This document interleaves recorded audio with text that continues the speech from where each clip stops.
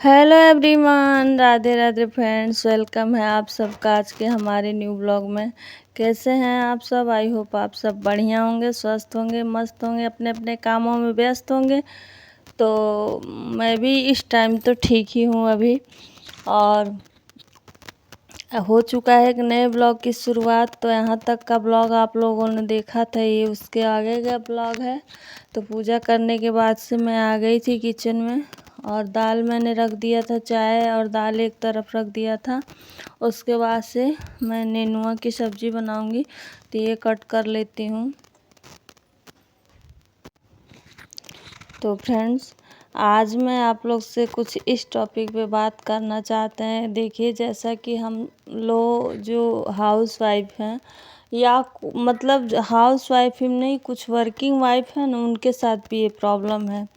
तो जैसा कि जानते हैं आप लोग कि जब शादी करके हम लोग जाते हैं ना, तो ऐसा माइंडसेट लेके कोई नहीं जाता है कि परिवार को ये करना है, परिवार को तोड़ना है। नहीं, सारी दुनिया, सारी माँ लोग सिखा के भेजती हैं कि खूब काम करना, खूब अच्छे से सबका रिस्पेक्ट करना, अपनी भी केयर करना, कभी पलट के जवाब मत देना। ये सारी बातें हम लड़कियों को सिखाया जाता है जब आते वक्त, और पहले से ही ट्रेनिंग दी जाती है।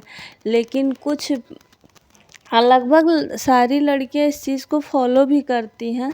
जब तक 1 साल 2 साल ना गुजर जाता, मतलब 1 2 साल बहुआं अच्छी रहती है, क्योंकि वो कभी गलत को गलत भी नहीं बोलती, सही को सही भी नहीं बोलेंगी, एकदम शांत रहेंगी। जिस दिन वो अपने हक हिस्से, या फिर कभी मन कर रहा है ये खाने का, या फिर मेरी मर्जी से ये हो जाए, जिस दिन वो कुछ भी बताएंगे उसी दिन बहुएं बुरी हो जाती हैं।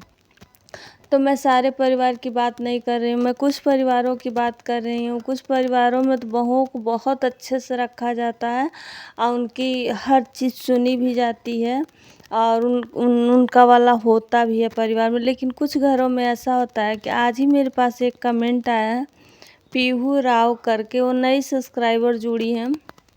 वो लिखी हैं कि 2 दिन से ही मैंने आपका ब्लॉग देखना शुरू किया। बहुत लंबा कमेंट उन्होंने किया है, और मैं जब ये कमेंट पढ़ी हूँ ना, तो मेरे आँखों से आंसू आ गया है। और कुछ कमेंट ऐसे होते हैं ना, जिससे इंसान खुद को रिलेट कर पाता है। तो इस कमेंट से लगभग बहुत सारी औरतें रिलेट कर पा रही होंगी, क्योंकि ये बातें सबके सर पे गुजरती हैं। तो ये चीज़ बहुत अच्छे से सभी लोग समझ रहे होंगे। तो उनका कमेंट इतना ज़्यादा है कि मैं पूरा नहीं बता सकती हूँ, आप लोग जाके खुद ही आज ही के वीडियो में पढ़ लीजिएगा। तो मेरा मतलब सच में रोंगटा खड़ा हो गया देख के। उन्होंने लिखा है कि दी, मेरी शादी को अभी 2 साल भी नहीं हुए, मेरे परिवार में 27 लोग रहते हैं, जॉइंट फैमिली है उनकी। और कुछ जो बहुएं हैं ना, उनके सब वर्किंग हैं, और अभी इनकी शादी नई नई हुई है, तो इससे ज़्यादा मतलब इसी वजह से ये अभी वो काम नहीं कर रही हैं। तो होता है ना कि बहुएं अभी तुरंत की आई हैं तो नहीं काम कर रही हैं, तो सारे लोग वर्किंग चले जाते हैं। उसके बाद पूरा दिन इनको काम करना पड़ता है। कहती हैं कि 1 घंटे का भी मुझे आराम नहीं मिलता। तो सोचिए, जब 5 लोग होते हैं फैमिली में तो कितना काम होता है। तो 27 लोगों का काम, मतलब, और मतलब देखिए, भले ही लोग ये कमेंट सुन के कह देंगे कि 27 आदमी का काम तो अकेले नहीं करती होगी, लेकिन जब जो इंसान घर पे रहेगा उसको बहुत ज़्यादा काम पड़ता है। और जो बाहर चला जाता है ना, वो बोलता है कि मैं तो इस समय तक, तो बताइए 6 बजे 7 बजे तक वो चला जाएगा तो कितना काम करके जाएगा। तो इसी तरह से घर में इस चीज़ को मैं बहुत अच्छे से बखूबी समझती थी, ये मेरे सर पे भी गुजरता था, ये चीज़ मैं बहुत अच्छे से समझ रही हूँ। कहने वाला तो कह देता कि मैं इतनी जिम्मेदारी पूरी करके जाता हूँ, लेकिन नहीं करके जाता है, सिर्फ कहने वाली बातें होती हैं। तो उसके बाद इन्होंने लिखा है कि मतलब मेरी तबीयत इतना ज़्यादा ख़राब हो जा रहा है, मेरे पे वर्क प्रेशर बहुत ज़्यादा पड़ रहा है, और जब मैं सबका करती हूँ, पूरे दिन काम करती हूँ, और जब मैं बीमार पड़ जाती हूँ, थायराइड हो गया है और फिजिकल इशू हो गया है, तो मैं जब बीमार पड़ जाती हूँ तो मुझे कोई नहीं पूछता है इतने बड़े दिन में। और मैं छत पे अकेले परेशान रहती हूँ। मेरा ऊपर का कमरा है, ना ही सास ससुर जेठ जेठानी कोई नहीं पूछता है कि मैं 12 बजे तक अगर पड़ी रहूँ तो 12 बजे तक मुझे कोई एक गिलास पानी देने वाला नहीं होगा, चाहे पूछने वाला देखने वाला भी नहीं होगा कि आखिर ऊपर से आई क्यों नहीं। तो बहन, मैं आपको बता दूं कि आप ही के साथ नहीं, बहुत घरों में ये बातें होती हैं। बहुत घरों में रियलिटी ये है कि मतलब आपके यहाँ 27 लोग रहते हैं, किसी घर में 8-10 ही लोग रहते हैं। तो बहुत घरों में ऐसी बात है कि 4 बहुओं को चारों को समानता नहीं दी जाती। एक को बैल की तरह खटाया जाता है और 2 को आराम कराया जाता है। बहुत घरों में ऐसा है। लेकिन और आपने जो कहा ना कि मुझे थायराइड हुए, बहुत सारे शरीर में चेंजेज हो रहे हैं, तो ये मैं बहुत अच्छे से समझ रही हूँ, क्योंकि थायराइड मुझे भी है। और शुरू के दिनों में जब थायराइड होता है ना, तो वो अंदर उस टाइम तो नहीं पता चलेगा, हल्का हल्का थकान वकान रहेगा। लेकिन जब थायराइड अंदर अंदर खाने लगता है, तो वो बेड पे भी नहीं पड़ने देगा और धीरे धीरे अपने शरीर को चालते रहेगा। और एक दिन ऐसा पटकेगा ना कि फिर ना ही आप बहुत ज़्यादा बीमार दिखोगे। मतलब जैसे एक होता है कि बहुत ज़्यादा बीमार है इंसान, तो बेड पे पड़ गया, तो फिर उसका कोई चाहे करे न करे। लेकिन एक होता है ना कि ठीक ही दिखे, ऊपर से तो ठीक ही दिखेगा, तो उसका कोई नहीं समझता है और लगेगा कि वो तो ठीक ही है, अंदर से अंदर सारे पार्ट्स खराब होंगे, बहुत सारी परेशानियाँ होती हैं। तो मैं बहुत अच्छे से समझती हूँ बहन कि मेरा उस दिन जब मुझे पता नहीं था कि मुझे थायराइड है, और मेरे अंदर क्या क्या चल रहा था, कितना दर्द होता था, कितनी ज़्यादा उल्टियाँ होती थी, कितना माइग्रेन, सर दर्द, बहुत अच्छे से मैं समझती हूँ। तो मैं तो आपसे सबसे पहले ये कहूँगी बहन कि आप पहले सारे काम को छोड़ दीजिए। 27 का कोई नहीं पूछेगा, 27 में से कोई आपका नहीं है। जब ऐसा फैमिली है तो मान के चलिए कि कोई आपका नहीं है। तो आप अपने हेल्थ पे पहले ध्यान दीजिए और छोड़ दीजिए काम। जिसको भूख लगेगा वो खाएगा लेके, जिसको भूख लगेगा वो बनाएगा भी।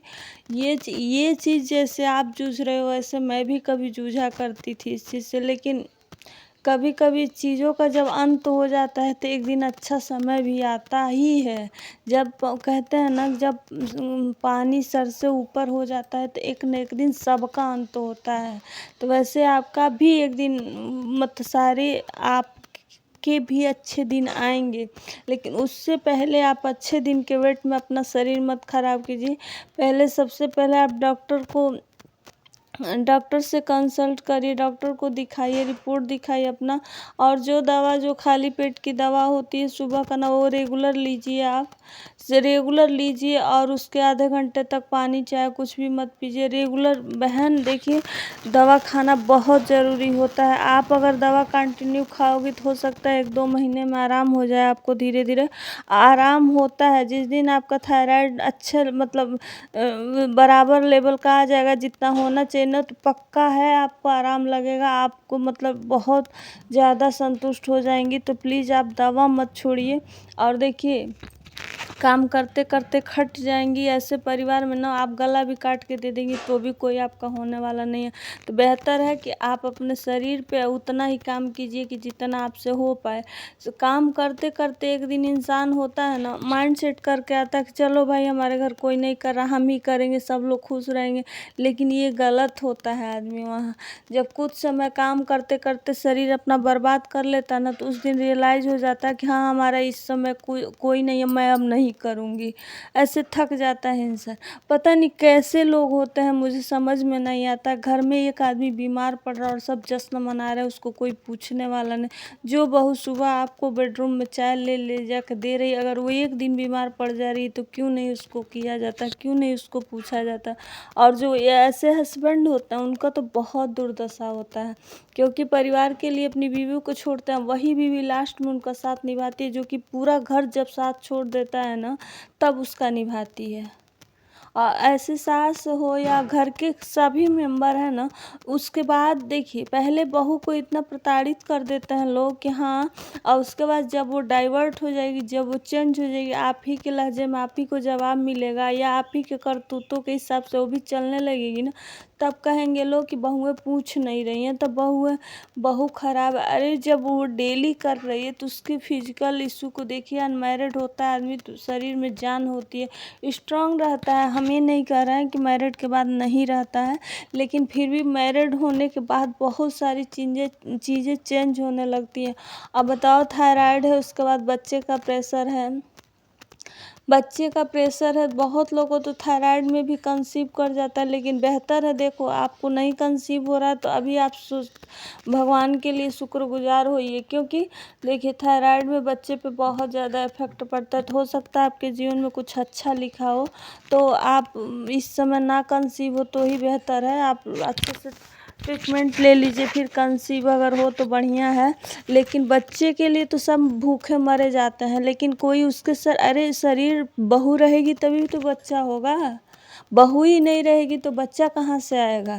तो ये लोग नहीं सोचते हैं। इन लोग को ब्याज पता नहीं क्या बोलते हैं, मूलधन से ज़्यादा ब्याज का मुँह होता है। अरे मूलधन ही नहीं रहेगा तो फिर ब्याज मिलेगा कहाँ से।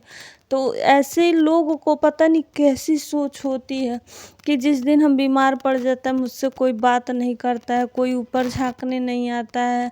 और बताओ, मतलब सच में सुन के सब बातें ना रोना आ जाता है कि कैसे कैसे लोग ज़िंदगी में, कुछ लोग अपनी बहुओं को सलाखों पे रखते हैं, कुछ लोग बहुओं को, इसीलिए आजकल बहुत ज़्यादा तलाक हो रहा है। ये सब बहुत ज़्यादा परिवार टूट रहे हैं, यही सब रीज़न है, छोटी छोटी बात। उसके बाद जिस दिन वो बहुएं, देखो एक दो लोग होते हैं ना, तो इंसान का नहीं तबीयत ठीक रहता है तो नहीं मन करता। अब सोचो जिस दिन जो उस इंसान का तबीयत नहीं ठीक रहेगा, वो 27 लोगों का खाना कैसे बनेगी, कितना वक्त लगेगा। काम तबीयत ठीक नहीं रहता, सोचते हैं आदमी चलो थोड़े थोड़े धीरे धीरे करेंगे, पर 27 आदमी का खाना बनाने में वक्त लगाएगा, 27 आदमी को चाय बनाने के वक्त लगेगा, उसका एक एक लोग को बेडरूम में पहुंचाने में वक्त लगा। एक इंसान कितना करेगा। तो बेहतर है कि सारे लोग काम बांट लीजिए, आप अपने शरीर पे फोकस दीजिए और छोड़ दीजिए कुछ दिन। देखिए बहुत अच्छा बनने के चक्कर में ना हम लोग अपना सब कुछ गंवा देते हैं। मैं तो यही बोलूँगी कि सच में अच्छा बनने की ज़रूरत ही नहीं है इस दुनिया में। अच्छा वहाँ बनिए कि जो आप लोग के साथ जो अच्छे से पेश आ रहा है, जो अच्छे से आपके कदर कर रहा है, जो अच्छे से आपको रख रहा है, उसके साथ अच्छा बनिए। जो हमको लगता है, आप लोग सोच रहे होंगे मेरी बातों को गलत मत मानिएगा, लेकिन कुछ चीज़ें ऐसी अनुभव हो जाती है ना कि अनुभव करने के बाद से इंसान बहुत अच्छे से समझ जाता है कौन कैसा है। तो उसके बाद ये लगता है ना कि हमने तो इतना करके देख लिया कि तब भी कोई खुश नहीं है, तो थोड़े दिन हम बुरा ही बने रहें, क्योंकि बुरा बनने में हमारा खुद का ही फायदा। हम सेहत से सही रहेंगे, हम घर परिवार के लिए, ससुराल को करना 100% ज़रूरी होता है, लेकिन ससुराल वालों को भी एक जिम्मेदारी होती है कि जो बहू घर में आई है दूसरा घर छोड़ के, उसको भी उसके तकलीफ़ों में साथ दें, उसके हर चीज़ों में साथ दें। ऐसा नहीं कि सिर्फ बहू नौकर बन के आती है कि खटती रहे। आजकल ये चीज़ है ना, बहुत लोग गुजर रहे हैं, बहुत लोग इस चीज़ को फेस कर रहे हैं कि बेटी बैठी रही या दो जेठानी बैठी हैं, या बड़ी वाली को ही काम करना या छोटी वाली को ही काम करना पड़ रहा। ये सब चीज़ें समाज में आजकल बहुत ज़्यादा चल रही हैं। तो हम यही कहेंगे बहन कि आप अपना पूरा ट्रीटमेंट लीजिए। अगर वहाँ से हटना भी पड़े कुछ दिनों के लिए तो आप मायके, जहाँ आपको थोड़ा सा रिलैक्स मिल पाए, जहाँ मेंटली ठीक रहें, और जहाँ वहाँ देखें मतलब टाइम से आपको खाना मिले, आप ना भी उठें तो चलेगा, कोई मतलब दे ही ना हो कि नहीं आप ही को बना खाना है। Everyone, Radhe Radhe friends, welcome है आप सबका हमारे न्यू ब्लॉग में। कैसे हैं आप सब? आज मेरी तबीयत ठीक नहीं है, और ये गर्मी बहुत, मेरे लिए गर्मी बहुत ख़राब दिन होता है, क्योंकि जितना ही गर्मी पड़ेगा ना उतना ही मेरा दोपहर तक मैं ठीक, मतलब 11-12 बजे तक मैं ठीक रहूँगी, और उसके बाद जैसे जैसे दिन बढ़ेगा वैसे वैसे मुझे घबराहट होने लगता है, और इतना ज़्यादा बीपी लो होने लगेगा ना, मैं कितनों खाऊं पी कुछ भी करूँ ना, क्योंकि देखिए जितना ही मुझे पसीना बहुत ज़्यादा मुझे होता है, तभी तो मैं यहाँ बैठी, इतना ज़्यादा मुझे पसीना हुआ है जैसे बाल्टी से पानी गिराया गया हो, मतलब शरीर पे ऐसे पसीना होता है, मेरी हालत उसी वजह से ख़राब हो जाती है। अब शाम इस समय मतलब बस लग रहा है आँख बंद हो जाएगा, आज इसी चक्कर में सारा काम पड़ा था। धूप भी बहुत तेज़ हो गया था और कल भी मेरी यही हालत थी, रात तक एकदम हालत पस्त हो गया था मेरा। आज भी वही हाल है।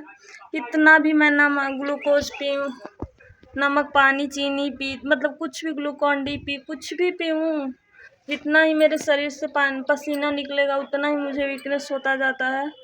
और जैसे लग रहा है ना कि आँख अंदर चला जाएगा मेरा। ये गर्मी मेरे लिए बहुत घातक होता है। अब पूरा हाथ पैर में मतलब झंझनाहट हो रहा है, पूरे शरीर में झंझनाहट हो रहा है। बस यही लग रहा है कहाँ चली जाऊँ, थोड़ा सा रिलैक्स मिले। और पानी तो इतना मैं पीती हूँ, जितना ही मतलब डॉक्टर बताए थे कि जितना पसीना होगा उतना वीकनेस होगा, तो पानी खूब पीजिए, पानी की कमी ना हो। पर मैं इतना ज़्यादा पानी पीती हूँ ना, पेट में पानी की गुड़गुड़ गुड़गुड़ सी आवाज़ हो रही, जैसे लग रहा कितना मैं खाई पी हूँ, मतलब एकदम भारी भारी शरीर हो गया है। पानी भी एक लिमिट तक वो होता है कि अब पी पाता है आदमी, लेकिन मैं पानी हर 2 मिनट पे पीती हूँ। फिर भी देखिए मेरी इसी वजह से आजकल वीडियो ज़्यादा नहीं पड़ पा रहा है, मेरे से बिल्कुल खड़ा ही नहीं। अब जैसे जैसे अभी तक बर्तन धुलना है मुझे, जैसे जैसे शाम होगा, अभी कपड़ा नहीं धुला है।